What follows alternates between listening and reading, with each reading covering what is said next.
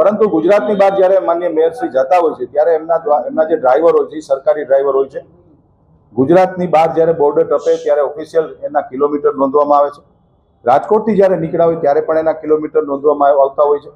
ગુજરાત બહાર જ્યારે માનનીય મેયરશ્રી પ્રવાસ કરતા હોય ત્યારે કિલોમીટર નોંધી ફરી પાછા જ્યારે ગુજરાતમાં આવે ત્યારે ગુજરાતમાં પાછા એ કિલોમીટર લખવામાં આવે છે। અને જે તફાવત થાય છે સ્ટેન્ડિંગ કમિટીનો આજથી 10 વર્ષ પહેલાનો એક ઠરાવ છે કે ₹2 પ્રતિ કિલોમીટર માનનીય મેયરશ્રી હોય કે કોઈ પણ પદાધિકારી હોય એને ચૂકવવાના પોતાના અંગત ખિસ્સામાંથી ચૂકવવાના પડતા હોય છે ને માનનીય મેયરશ્રી ચૂકવી દેશે।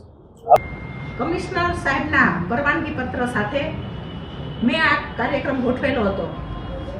ગાડી પ્રાઇવેટ લઈ જવા માટેના મેં પ્રયત્ન કરેલા હતા, પણ બધા એક જ જગ્યાએ જ્યારે જતા હોય ત્યારે બસમાં પણ મુસાફરી કરવી અને ઝડપથી પાછું કોર્પોરેશને આવી શકાય એના માટે થઈને મેં પ્રાઇવેટ ગાડીની ખૂબ તપાસ કરી પણ મને ન મળી।